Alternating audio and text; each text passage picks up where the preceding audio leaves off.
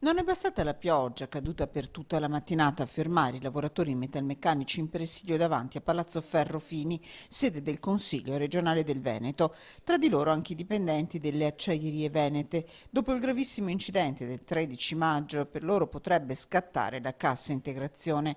Intanto le richieste del comparto sono chiare. Abbiamo valutato positivamente l'apertura del tavolo di ieri delle confederazioni. Certo è che adesso servono risposte concrete. Troppo alto è il tributo che i lavoratori stanno dando alla cosiddetta ripresa economica. Gli ispettori della Spisa per avere più controlli, i controlli devono essere conseguenti, però ripeto anche la formazione più qualificata, i settori del lavoro stanno cambiando notevolmente anche nella cantieristica e nella siderurgia e quindi anche le operazioni devono essere adeguatamente sostenute da una formazione qualificata. Ricevuto in delegazione dagli assessori al lavoro e alla sanità le tute blu.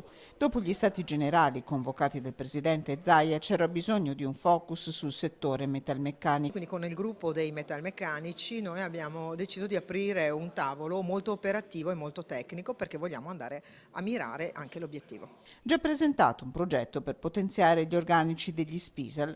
La proposta qual è? Quella di assumere del personale in più, quindi andare a implementare di conseguenza quelli che sono i controlli a garanzia dei lavoratori attraverso l'impiego delle sanzioni che vengono erogate alle aziende. L'auspicio è che venga accettata a beneficio di quella che è la sicurezza sul lavoro.